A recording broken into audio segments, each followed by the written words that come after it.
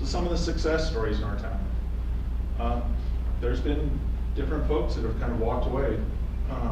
There's two guys, they were a couple of leaders of the Western Spruce Loco Serenios. They ended up getting tired of doing time. They ran a very successful gutter business here in Pueblo. They were able to buy nice motorcycles. They were able to do pretty well for themselves. One of the gentlemen passed away in a motorcycle accident, I believe 1.5 years ago, and I haven't run into his brother for a while now.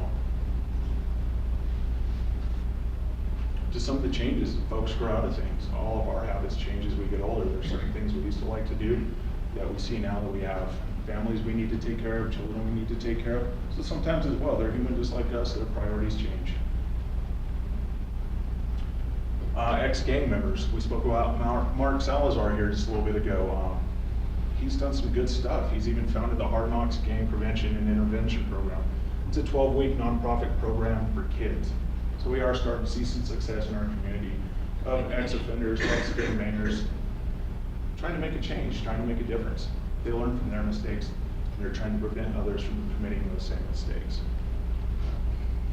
Some of the community involvement, in the fall of 2015, just recently, there was 150 people that marched on the east side of Pueblo. That's pretty powerful, that's a lot of folks, right? It says people, to me, in my opinion, that they want to take back their community. But also on that, folks can walk, but they also need to give information to the police department, give very good descriptions, and not be afraid to reach out to them and let them know that they are partnering in the community with them as well. That way we can all make a difference and get hopefully some things solved. Some of the statistics and data. Gang members that make up the population of jail sits at approximately 27%. This is as of yesterday. We had 627 inmates in jail, which is a little bit low for us right now, which has been kind of nice. We get a little bit of breathing room. But of those 627, 169 are gang affiliated. There's folks that still sneak under the radar that we do not know. They're not tatted up. They're not claiming. We're not finding anything in any of the letters that they're writing out to their family members or other gang members. So there might possibly be a few more. There's been an increase in inmates that are gang related coming to Pueblo from out of state. We had a gentleman here got popped out in the county here. He was a associate to the Mexican mafia in the early 90s. He had since dropped out, and he's not associated anyway anymore. But that's a pretty big influence to have in our community. A lot of folks are coming here for the legalization of marijuana, and Pueblo's pretty cost effective to live in as well. So cooperation amongst agencies. Sheriff's Office works with the Colorado Department of Corrections, passing along information that may be helpful in managing their offenders when they're in prison.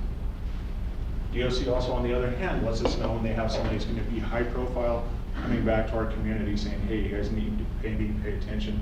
This is what's going on with this guy. He's in bad standing. We don't want anything to happen to him while he's out in the community. Parole, we work parole all the time. District Attorney's Office at times will also ask for recorded phone calls for evidence in some of their different cases. Our CID detective usually takes care of that.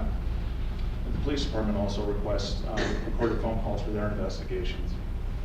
During Operation Safe Streets, the Sheriff's Office Narcotics Unit, line level deputies and transport teams were resources that were involved. That's all the presentation I have for you folks. If there's any questions I can answer, I'll be more than happy to do my best. Yes, sir. I need to apologize first for coming in late. Sorry if I disturbed the room. I may have missed something in coverage. I talked to a lot of people on the street. Okay. And it's always been coming up the cartel. I saw you but I talked to Jeff about it too, though. Okay. A couple of years ago before he was DA.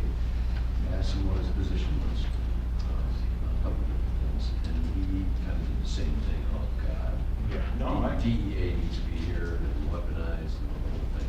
Is that accurate, or you know, much honestly, of an influence with these guys? What's going on? I'm sure there's some influence. When you think of cartel, you think of business with a lot of things. Very organized, very well structured. They have a set of rules and regulations just like we do, just like Walmart does. If you think about it, a can't guarantee. What happened in Colorado City with the sheriff's office in Rye in 2011, or 2012, I'm sorry, there was $22.5 million worth of marijuana that was on a grow up there. This happened again here recently. Are you talking San Francisco? Yes, yes. With that type of corporation, line level gangs, they cannot afford to do anything that's intricate like that. They might have money from selling selling drugs, selling guns and stuff like that, but that's a high dollar process that they have out there. Where usually you see more funding come from folks like that. There might be the possibility of that. We had another marijuana grow here recently where a good portion of it was harvested. There was a gentleman that was here, I can't remember what his name was. It was by the kidnapping by Holy Family Church. I don't remember. You remember that guy's name? Yeah. Anyway, there's a gentleman that owed somebody some money that were supposedly connected with the cartel. And one of our guys that came in from Texas was involved in some of that. And they were driving north on I-25 and they shot the young gentleman right north of mile marker 116, which is a county line in El Paso County. And there was a rumor that there was some involvement with the cartel in that as well. Yes. So you showed us a lot of photos of tats, and so my question is, are the tattoo parlors run by gang members, or can you not use those tattoo parlors to gain information, given? A lot of those tattoos that you see there are done in the prison system. All right. A lot of them are. You Yes. mentioned there are 42 identified gangs and only 8 of them are really active. What's the threat of the other 42? Why are they inactive? Are they potentially coming online? Well, a good portion of that is the transient population that we're starting to see here now. You're starting to see folks come in from New York, like Latin Kings we do have here, but there's only maybe 2, 3 that I know of that we've had come through our jail. There's not enough numbers for them to be influential or challenge or rival the Serenios that we have here in our population. So that's a good part of that. Yes, ma'am. What kind of gang activity are we seeing in high schools? I can't speak to that. Mr. Alvarez might be able to help speak on that a little bit better. I'm at Central High School, and I will tell you, as the gang members get older, they don't make it as obvious. They don't want to draw the attention to the gang. When I was working in the middle school, they didn't care. They would dress in the red. They would cause problems. They'd harass kids. They would do whatever they had to. It was almost like it was a status thing where they wanted to look big and tough. But as they get to high school, it's almost like they don't want to draw attention to their gang. They want to be able to sell drugs or do whatever they're doing without bringing the attention. So at Central, people might think, well, there has to be a lot of gangs there. I've been there for about 2 years, and I think I've had 2 incidents involving gangs. And one of them wasn't even with the rival gang, it was with what we consider jocks, and they had some words. But in the high schools, you really don't see the gang activity. Most of it is taken outside of the school, maybe at parks, or they meet up somewhere. We get calls all the time after school where there's groups meeting at a park to fight, or you hear shots fired. But you don't really see as much in the high schools. Now, we deal with a lot of the harassment and stuff in the middle schools, but you don't see a lot of the recruiting. By the time they're in high school, they've already made their decision of where they're going, what they're gonna do, what gang they're in. That kind of answer your question? Yes, I have a son at Central. Do you? Yeah, I'm telling you, they get a bad rap. I don't deal with it. And I will tell you that with the marijuana passage, that's what I deal with more now than anything, is that. But as far as gangs, not really that much. Are most of these single guys? As far as, I mean, the gang members, like you Like alluded married? some to families. yeah, a good Are there majority. any women gang There members? are a few, they don't take such a leadership role or a hierarchy as a lot of the males do. But yeah, we do have some that are around as well. But for the most part, they aren't people, they are single men without families? No, a lot of them do have families, some of them, a lot of younger kids you'll see come in 18 years old, might have a couple kids already, might have a girlfriend or a couple Lots of babies' girlfriends. mamas. Yeah, that's best. Lots of babies' mamas running around there. And Generally they use is. those girls, they use them, Yep. because it's harder for us to, like, pat down girls and stuff, so they'll use them if they're in a car, and they'll have them hide the weapon, and they'll have them hide the drugs, because there's not as many female officers that can do a thorough search on that. I mean, so. The really young kids, like the ones that what is their role or their job, I guess, in the gangs? I mean, what is their purpose? They can send them on Bring them in. running drugs or whatever. They can do a lot of different things. I mean, I'm not gonna entrust them to do anything major. Here's a lot of why you'll see some of the older, one of our big shot callers for the Eastside Dukes is, had some younger kids. What they do is they listen. They listen to adults. They look up to them. They're a hero in a sense, in a way, in a skewed way, and they're willing to do whatever, for the most part, that they ask them to do. Hands down, I would much rather deal with an OG, just a guy who's been around for a while and knows how it goes, as opposed to a guy who's trying to prove himself. When I was doing some undercover stuff, and you walk into a room full of young gangbangers, and that's it's a terrible feeling, because those guys will shoot you for a 12-pack.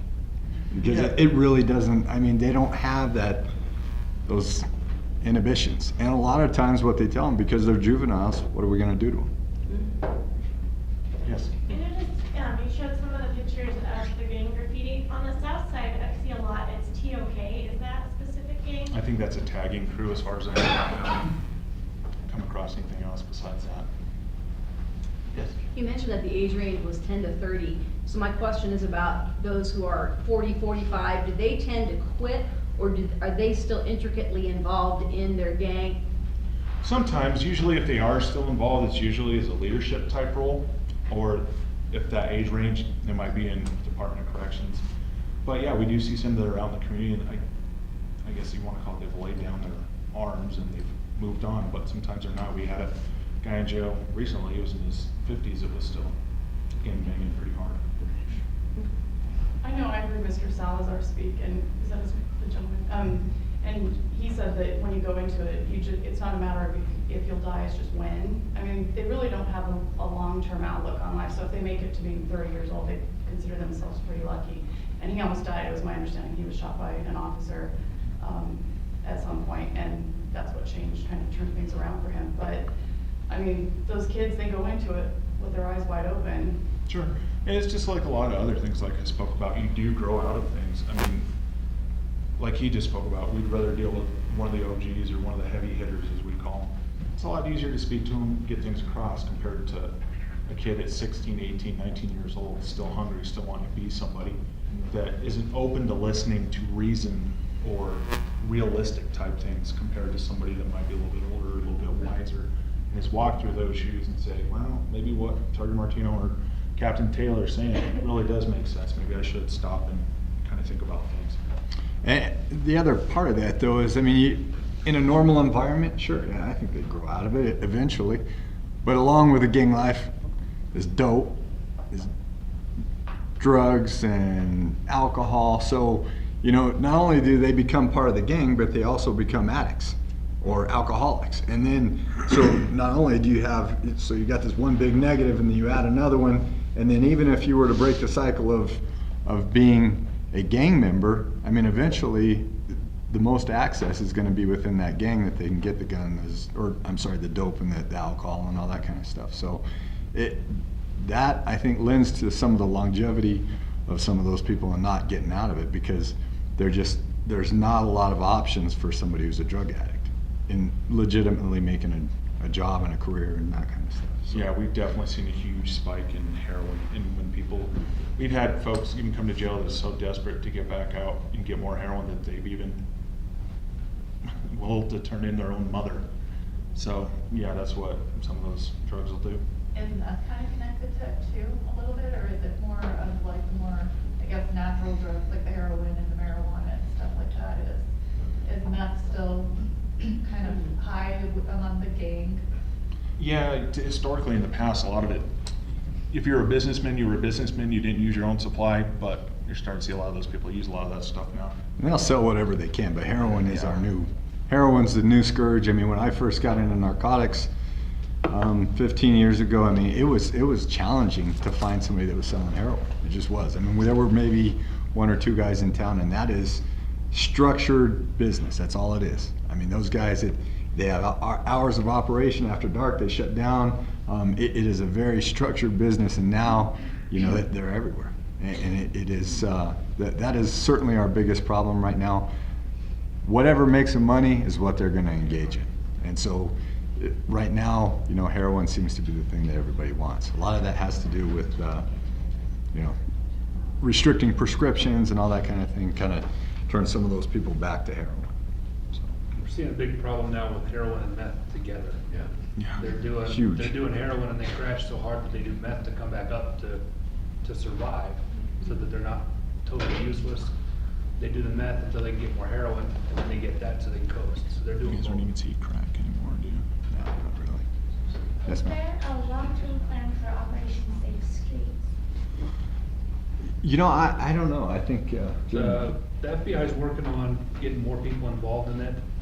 I'm part-time right now. They said they're open to having another full-time officer here in Pueblo, plus bringing on somebody from parole. They're definitely wanting to do this long-term and get more people involved and get more boots on the street in Pueblo to fight the problem. They've also got a crime analyst up there that's dedicated, that's helping us out with a lot of things as far as statistics and numbers. We've got the community surveys, we've got contact cards for the officers to give out.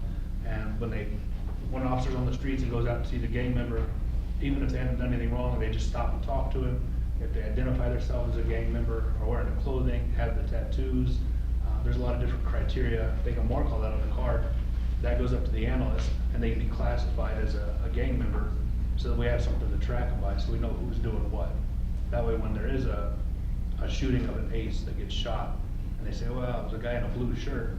Okay, well, let's go look for a dupe and see if there's any that fit that, and we'll have more information on who's doing what to be able to solve some more of those crimes. What kind of response are you getting from the community? Are you finding that you're having more people not willing to talk, or are you finding community members interested in helping?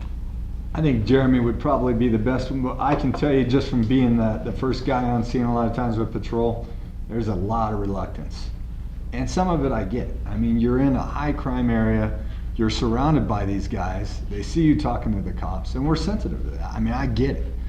But until those people decide that it's enough, and I think I think you saw that start to rear its head a little bit this summer when they did that march. I mean, honestly, people are tired, and they're so empowered. You know, if they would just stand up, I think they'd realize that they're the ones that are in control. But I mean, Jeremy goes out and interviews these guys every day, and I'm sure he could probably. And it's tough. The community, the gang members also are reluctant to talk to us for fear of retaliation. And I let people know I've been doing this 15 years. I've arrested hundreds of people, made a lot of them mad. Some of them have gone to prison. Nobody's ever come after me. I've never been shot. You know, there's a fear of retaliation, and they say, oh, you've got a badge. I don't have one when I'm at Walmart. You know, if they see me, I'm still just a person that they can attack. I said, this is your neighborhood. If you want to take it back, talk to other like-minded people in the neighborhood and take it back. We'll help. We want to. I want Pueblo to be the place that people want to come to. Ma'am, I know you had a question over there, so I don't want to keep. Well, I see where everyone in the community has a role, whether it be the schools and proactive in the community being involved with the children. And, you know, obviously you guys get the most pressure, I think, you know, the police department, but also is the relationship with the judicial system, the DA's office, and those types of pursuits. You know, you had the Safe Streets and 47 are arrested.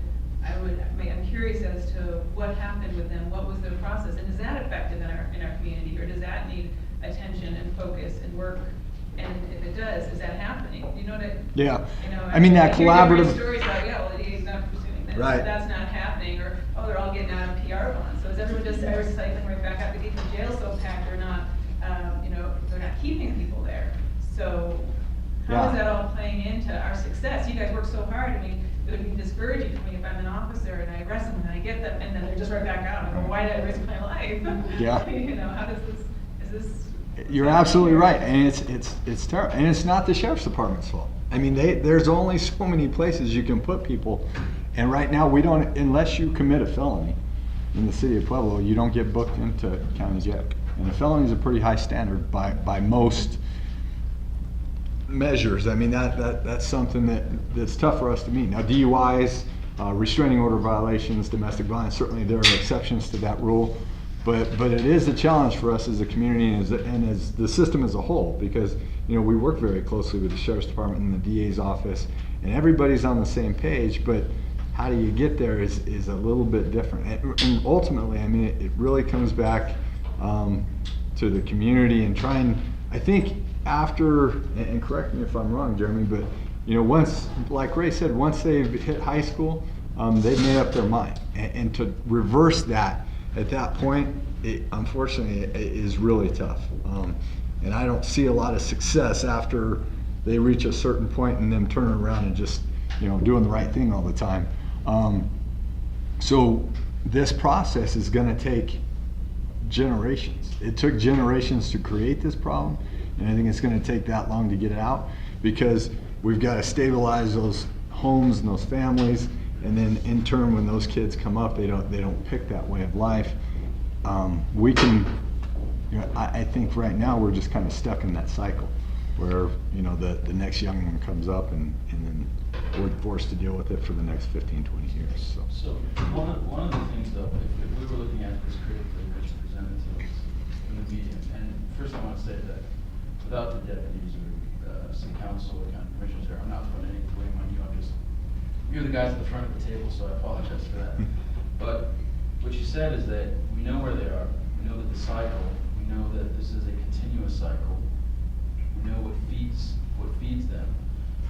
We also know how to identify them. We also know that they use social media, which I don't know if we have the resources to track that.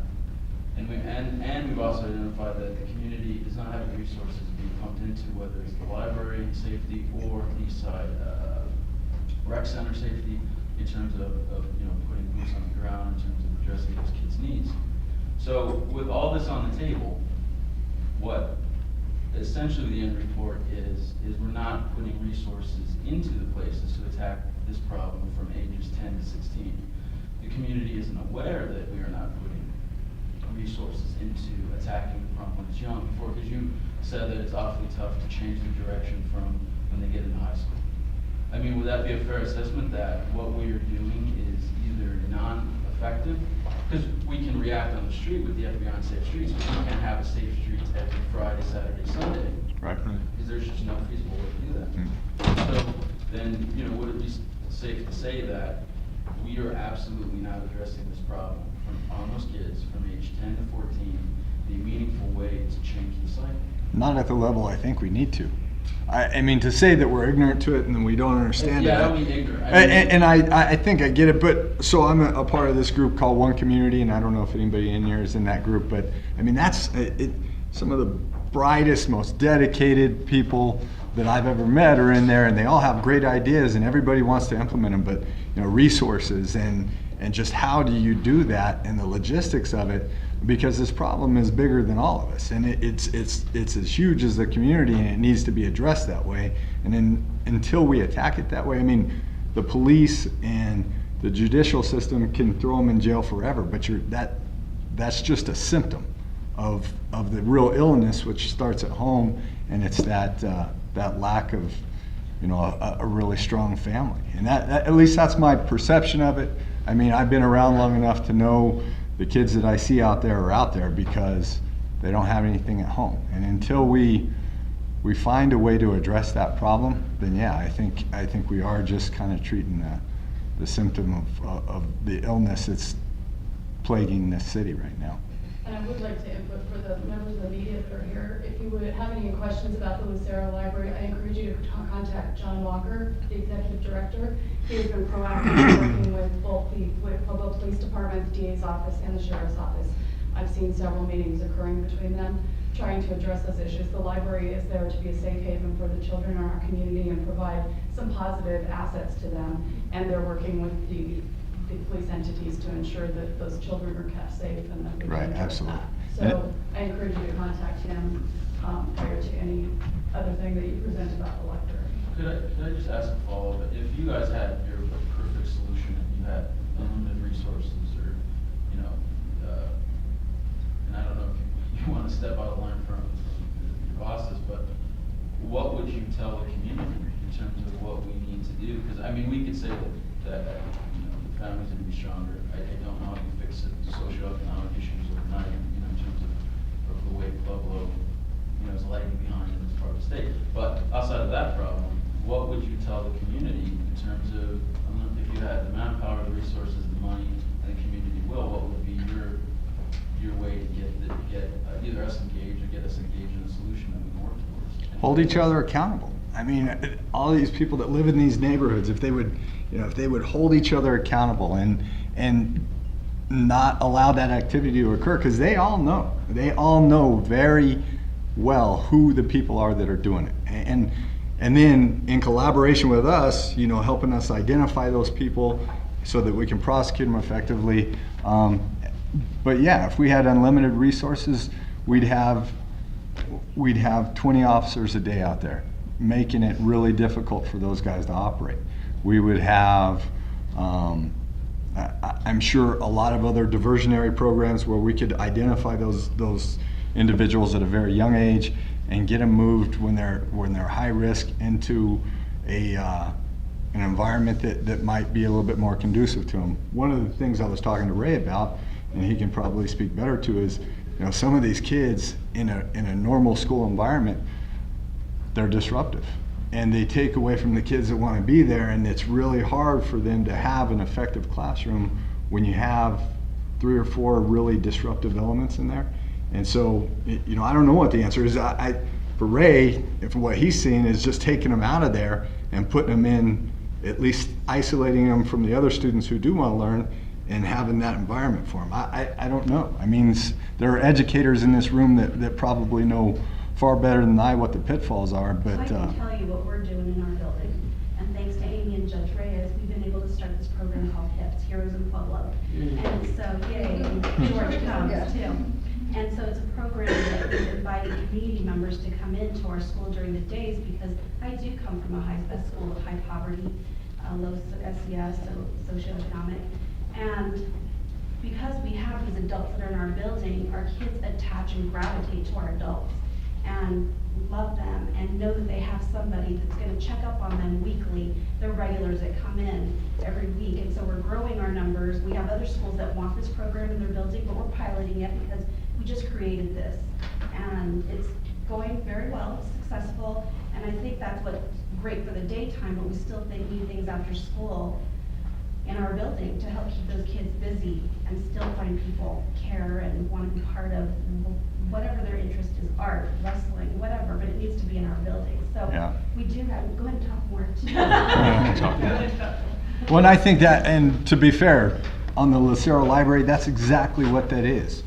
Just an enormous opportunity for some kids to maybe, quite frankly, what we see is a lot of them playing video games, but they're there in a positive environment. They're there where they're surrounded by books and they have the opportunity to learn. And it's a safe, great place. And I don't want to give you the illusion that it's overrun by gangs, because it's not. And that was the whole point of putting the officer in there. Officer Matthews, for example, had him outside and got him engaged and was running radar on the kids and as they were running down the sidewalk.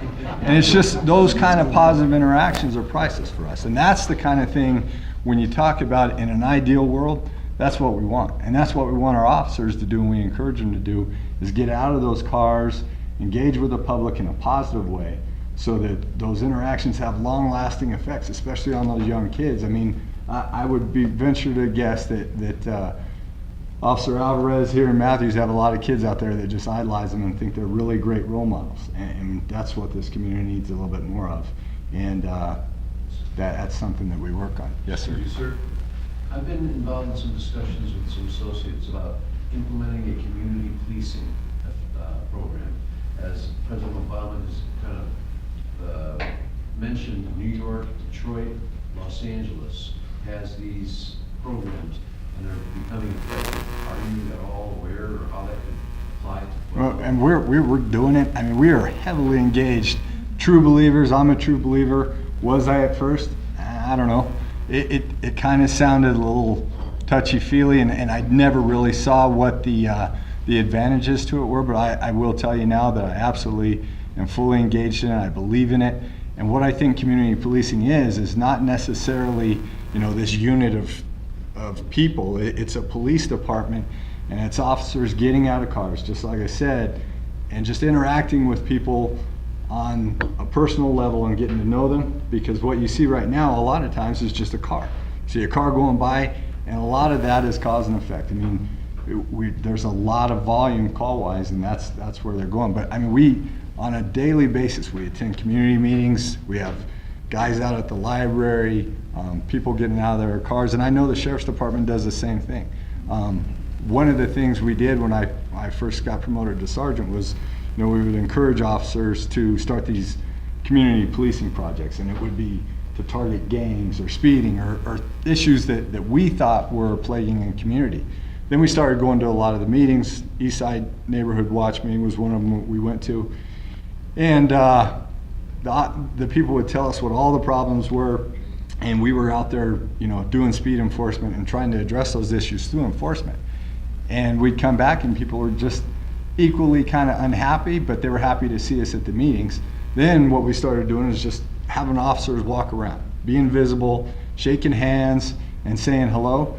And the difference between those two attacks on crime, even though the other way, we wrote a lot of tickets, maybe arrested a lot of people, the surprising part of that kind of case study is that people, even though we weren't doing anything except for walking around, felt much safer just with the officers being visible and walking around in the Lower East Side, especially. I can bring up this one example where they were saying that under the bridge there was a bunch of drug users and graffiti everywhere, and the officers walked around literally for about a 30-day period. We did that and shook everybody's hand. We went to the next meeting. I mean, you would have thought that a crime was done on the Lower East Side. It was really cool, but it really just came down to people feeling safe.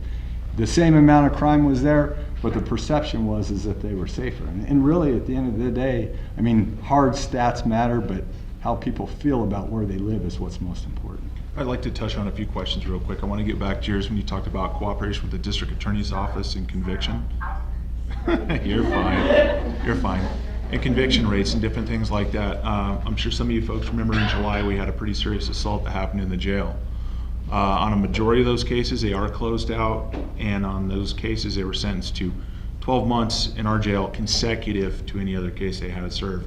Whether it was a county sentence, so sometimes they can extend their sentence out to over 2 years. Or if they have to go to Department of Corrections, they're going to serve their time with us first before they leave. And I'd like to get back to your question. This is just my personal opinion on some of the things you're talking about. Unlimited resources kind of got me thinking about things. One thing I think is important, and I mean, even with talking to some of the inmates or older generation of gangsters that we do have, is the lack of respect that a lot of the younger generation has.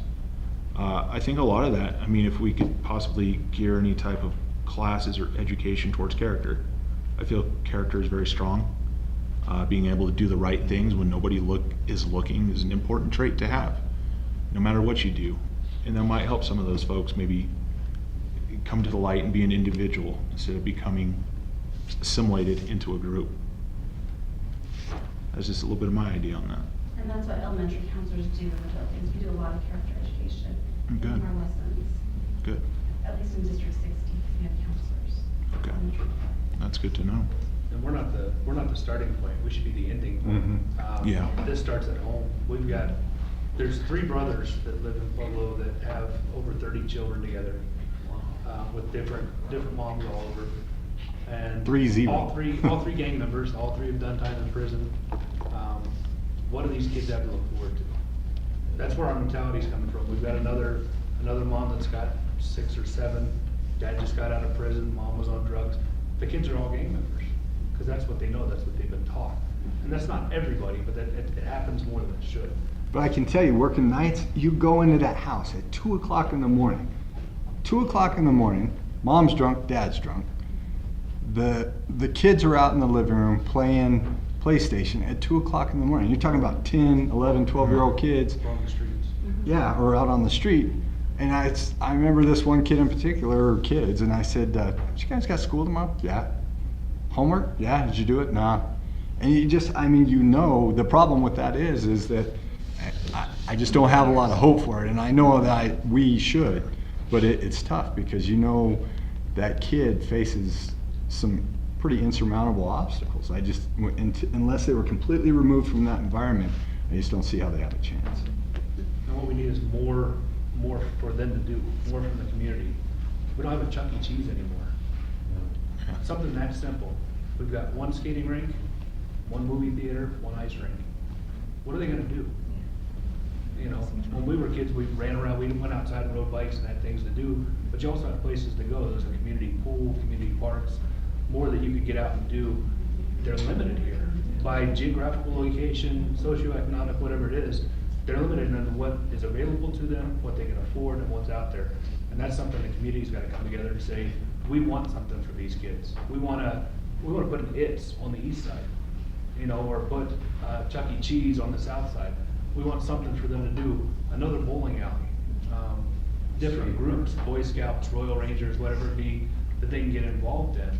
More athletic teams, Police Athletic League has done a lot, they've helped out, but they need more.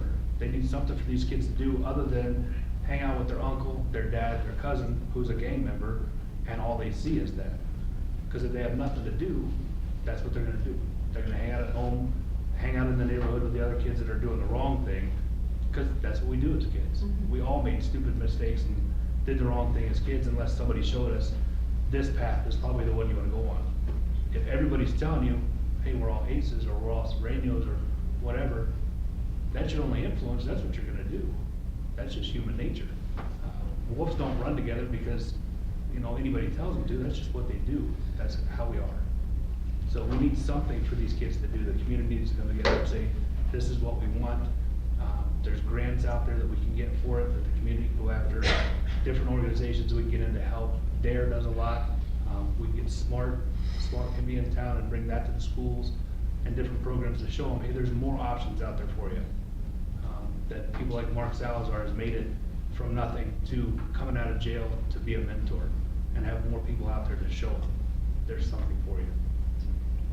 Thank you. We're getting close to time. I see we have one more question. It's actually not a question, it's just to tell you guys thank you. I had the opportunity of going on a ride-along before.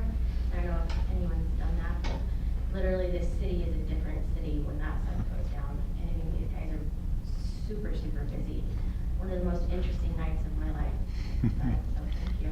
Absolutely. If you wanna see the city that we see out there, go to the 7-Eleven at 4th and Glendale, back your car in and sit in front of the store where the camera's looking at you, and just watch the intersection, watch the transactions down there. See how many times you see a police car come by, stop, make contact people, but how many people are out moving?